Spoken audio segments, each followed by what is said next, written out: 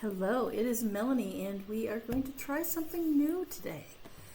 We're still going to be using tarot, so we're still going to be using my current favorite deck, the Nova Witch Tarot. But we're going to be adding something that I have in this little case here.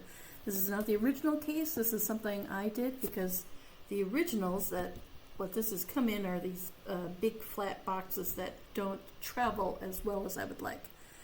And so what's in here is something from a company called the Storytelling Collective.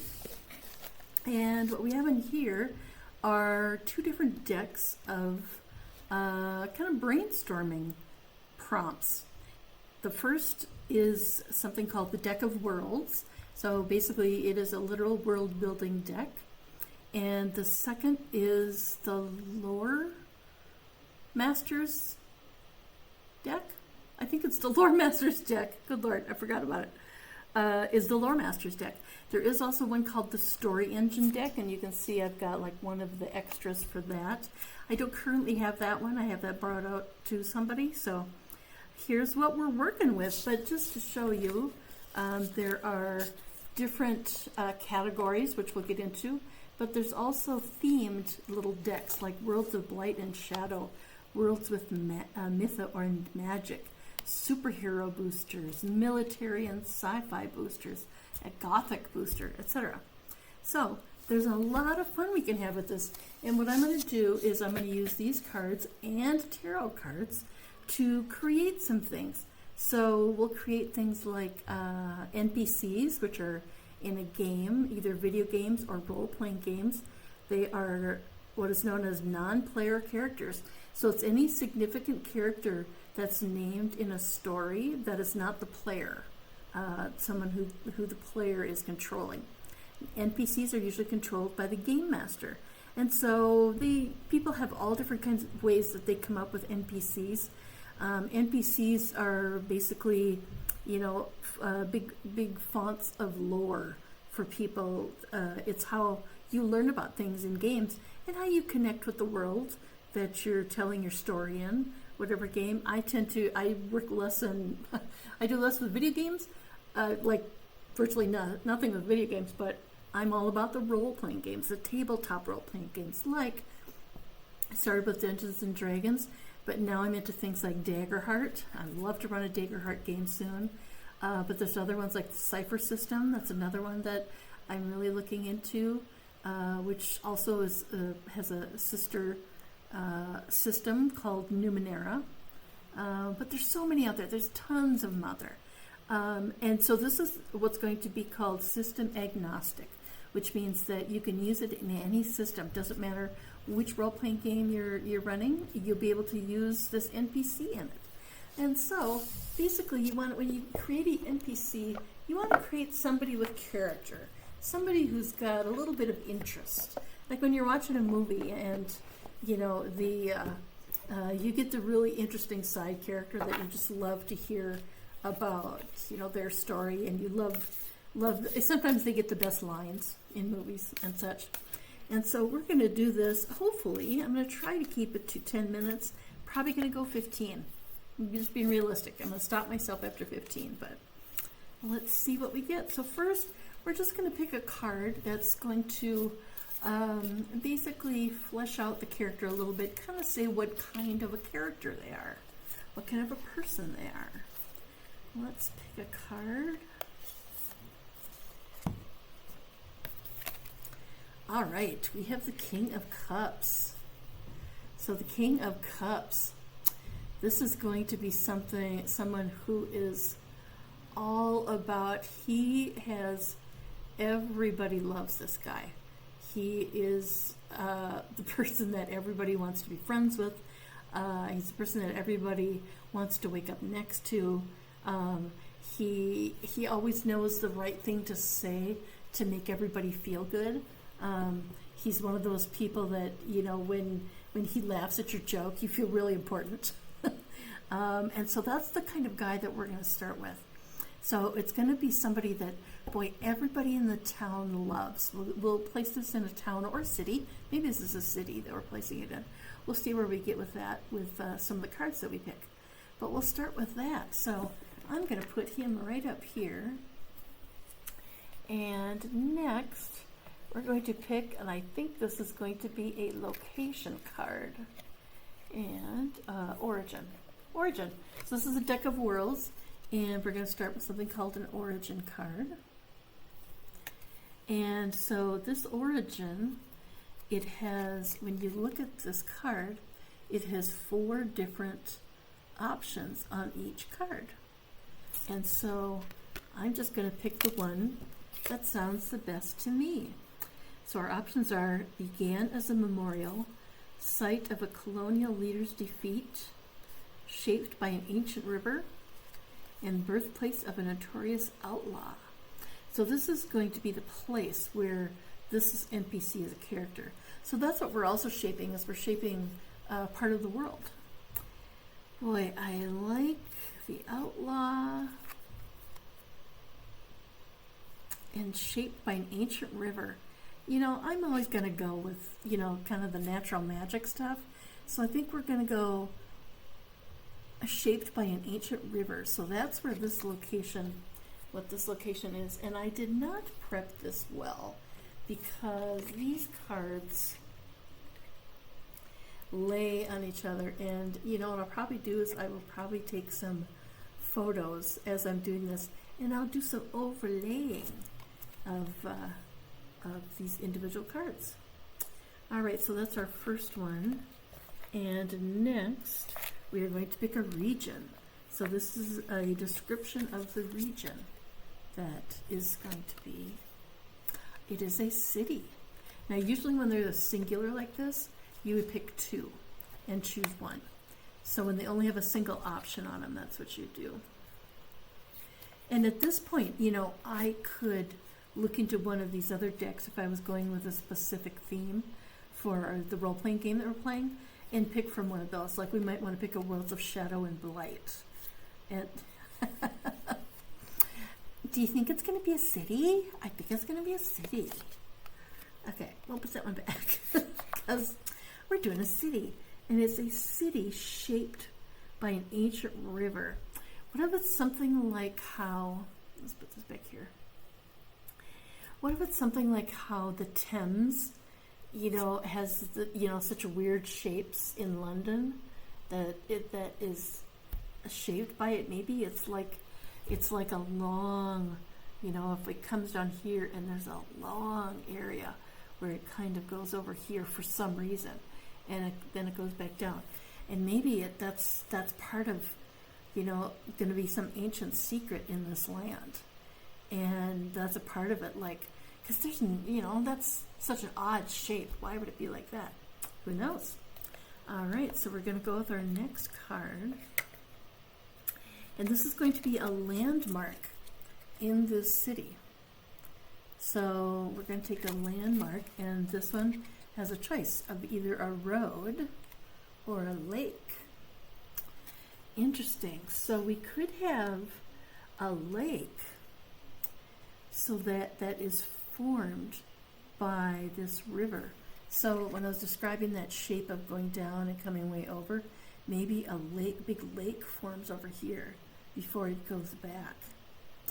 So there's something over here with this lake. I like that. We're going to add that in. So there is a lake by this city. That was 1, 2, 3. Let's see what we have in next. There's cards, maybe event. Oh no, this is attribute.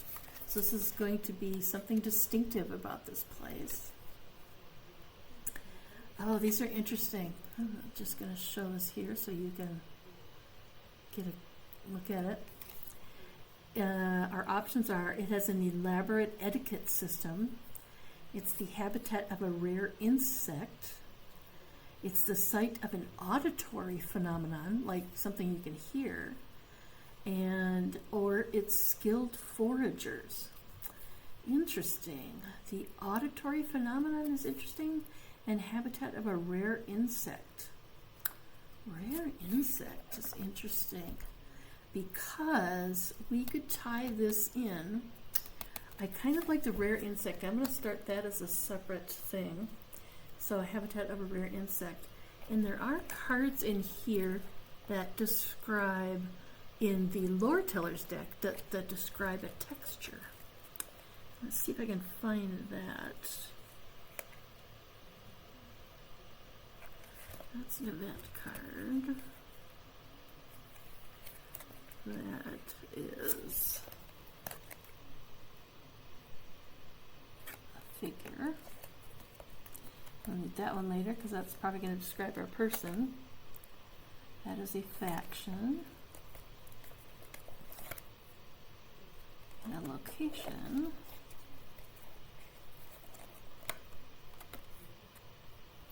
Oh, weird. Where did the text? Oh.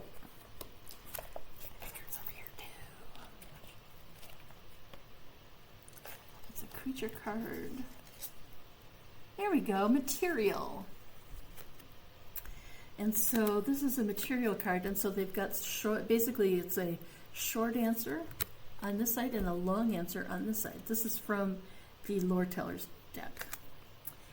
And so we've got a salve. So what I was thinking is that the insect, a rare insect, there could be something that's made from this insect, and that's what this town is known by. Oh, maybe it is because this guy is everybody loves him. Maybe it is some kind of love potion or something. Granite, salve, rice, or dye. Salve is interesting, but let's look at some of the details here. Created during an event, poisonous, especially to one creature, affects respiration or circulation, used in shipbuilding or seafaring. I kind of like created during an event where, oh, it's interesting. What if it is something, so we've got, I'm going to put these together so you can see them. So it's the habitat of an insect. And what if it is, there's like every year during the, basically maybe when it's the mating cycle comes around or something, and then they, you know, like cicadas make a noise at a certain time of year. Maybe it's something that, you know, these bugs start making this noise, and that's the signal for everybody to go out into this lake, because it's an aquatic insect that, you know, hovers above, you know, the reeds and sedges at the edge of a lake.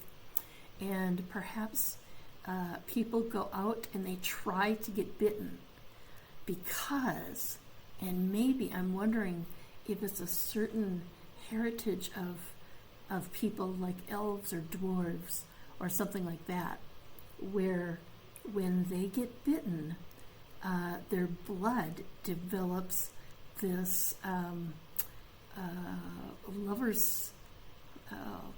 lover's dew, which I know that's that's probably a bad term.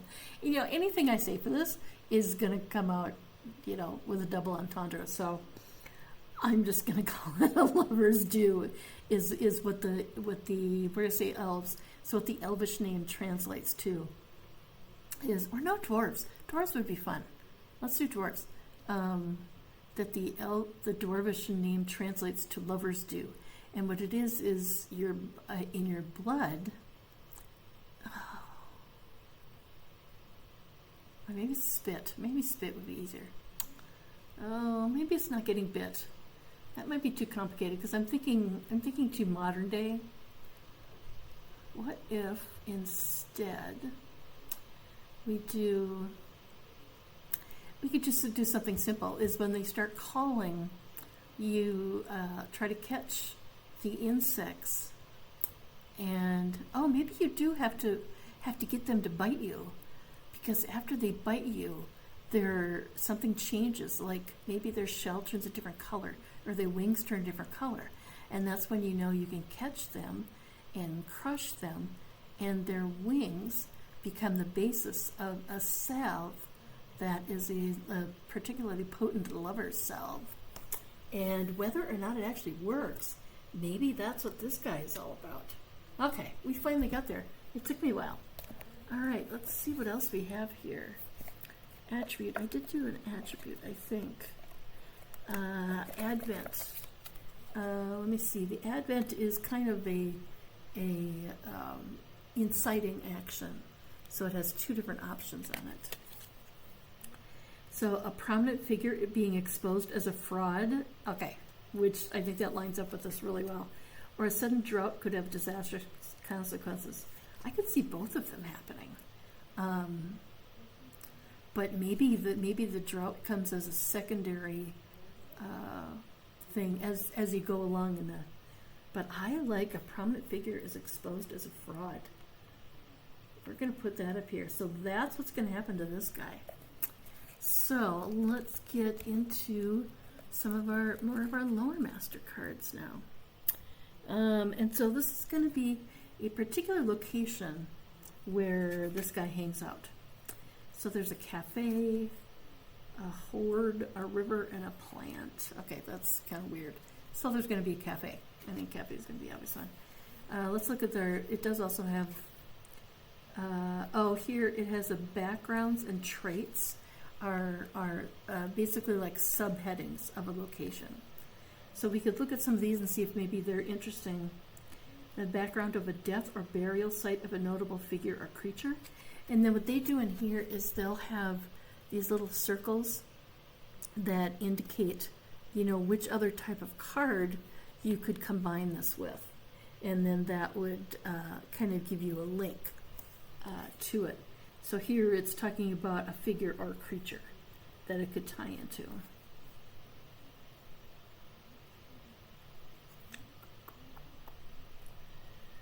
So, what do we got? Traits, bricks, tiles, beams, or components being a material built upon secrets, or especially dry, damp, or windy. No, I like that. Let's just do cafe. We're going to keep it simple. We're going to do 2 cafe. And let's see what we got here.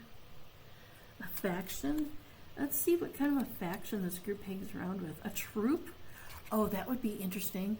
So maybe this is if you do a troop, maybe this could be a side quest for your bard or a main quest for a bard in your party. I like that. So this is a cafe where the troop meets.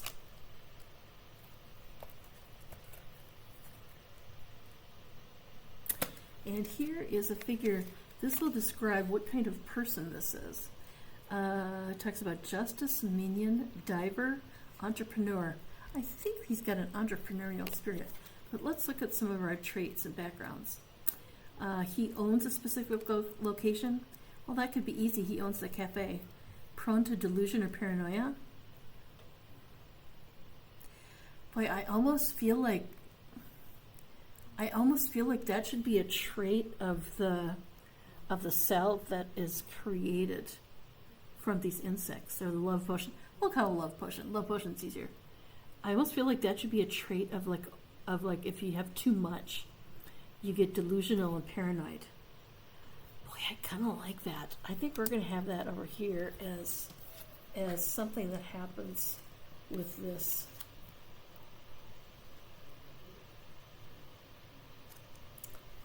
All right, and I think I'm going to choose.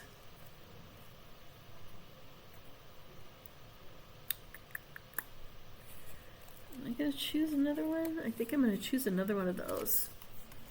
Because we ended up describing, our trait ended up describing something that is made in the world. We have a bookbinder, smith, disciple, or educator. Disciple?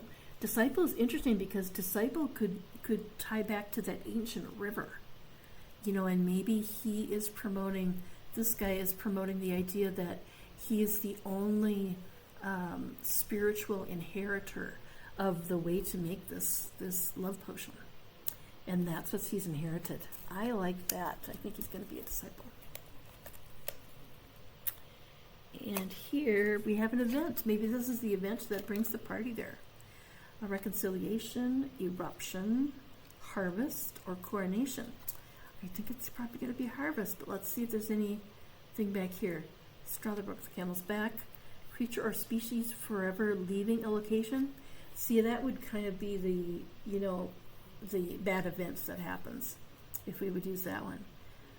Creation of an artifact happened overnight, it caught everyone by surprise. I think we go with harvest. So I think our event that is created, or where it's created, they call it the harvesting. So maybe there's a dwarvish term for, the harvest of the insect, and that's what they use, what they do. All right, let's see if we can get anything. Now this card is interesting because it's similar on both sides, and it just has literally descriptor, adjectives on it. And so this is something that you can use on pretty much any card to kind of help you give a feeling to each thing. So let's see if any of these jump out, because I could be talking about, I'm going to remind you of the cards that are down here. We've got cafe, a troop, which is where the troop hangs out, and this guy is a disciple of an ancient order, and maybe he is trying to educate people by using this troop, or maybe the troop has found that it can make a lot of money during this harvest festival by putting on a play. And okay, I'm totally getting, okay. So this troop, maybe we're getting an adventure hook out of this. This is what I love about doing it this way, is that you come up with so much more than just an NPC. We started with an NPC, but now we've got a location. We've got an inciting event that may or may not happen. We have a faction that, can give your characters an adventure hook. And because what I'm thinking is that somebody in the troop invites your bard to come play with them at this harvest festival because it's so big. They want to have like 2 different stations or something, whatever you come up with. But your group is asked to come and play. See, and what time is it now? 2:45. So 2:25. So I'm already, I'm 20 minutes in. Do you see what I mean? This is why I love doing this so much, because I just get so many ideas, and this is so fun. So the troop asks them to come along, and they're playing at this festival. But when they're playing, what you do at a festival around an ancient river, and it's tied to this ancient spiritual practice, to get this potion, they tell a version of the story that maybe our King of Cups NPC doesn't like. And so that's where your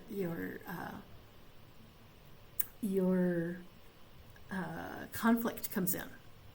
And so, and I wasn't even going for that right now. I'm trying to figure out where to place this card. But, so that's why our troop there, because as I was looking at it, I looked at disciple, which is what our NPC is, and I looked at troop. And I went, oh, wait a minute, those two don't jive with each other. And then I went, oh no, that's a feature, not a flaw. Because now we use that as that's our conflict. All right, so our descriptors here are lustrous, spiked, tumultuous, combusting is interesting, authoritarian, perceptive, flaming, or futuristic. Interesting. Spiked. Well, spiked is kind of like, maybe that's how our NPC is getting this love potion to work. Maybe it doesn't work anymore. Maybe he's lost that love and feeling. No, maybe he's lost his way spiritually, and he doesn't, he's not connecting to his ancestors anymore.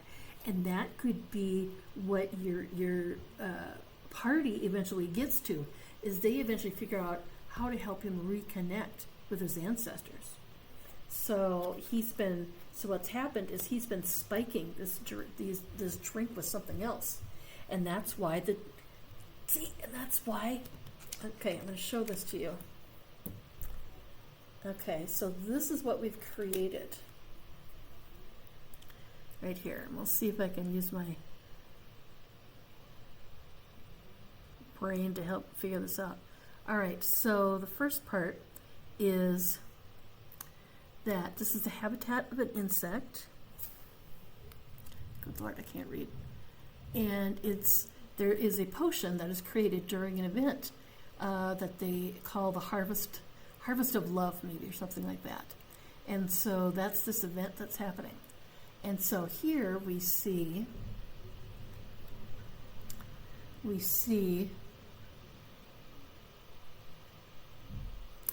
it is, they know it's time for this festival when the insects begin making a particular sound. And you could also use that as part of the troupe, that maybe they come up with a song or something that they say will, entice these bugs to bite you when they're in this season, when they've been, or maybe they do something that mimics this sound, and that's their signature. But this love potion that is made from this, lately, what's been happening is that, when people take it a lot, they've been starting to get delusional and paranoid.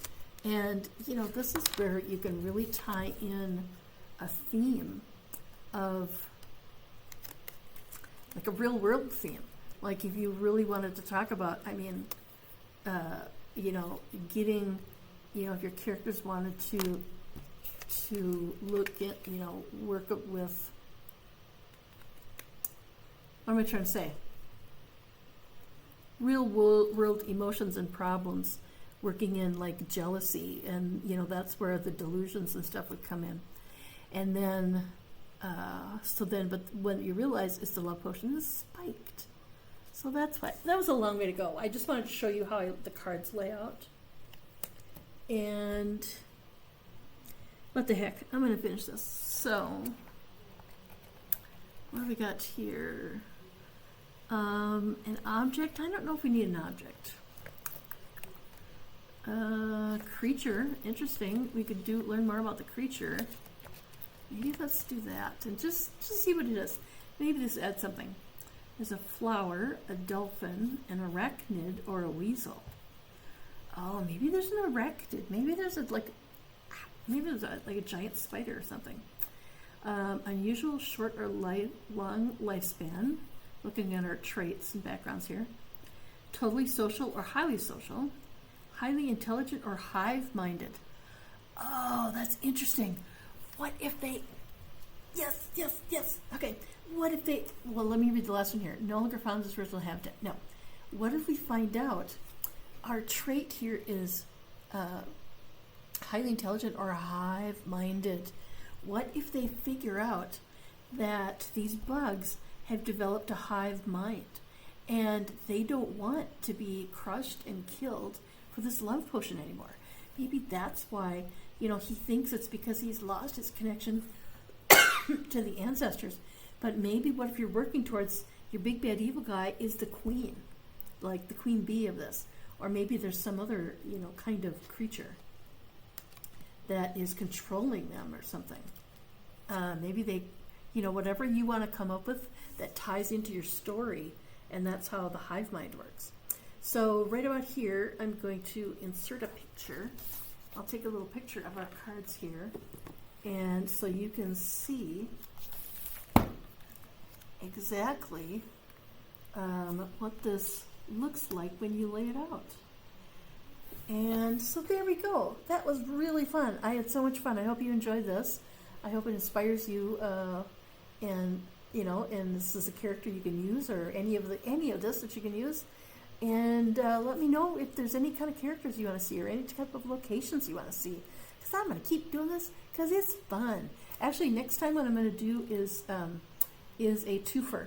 We'll do two characters, and kind of see like you need a pair of fighting characters maybe in a storyline. So there we go. Well, thanks so much for joining me. I appreciate it.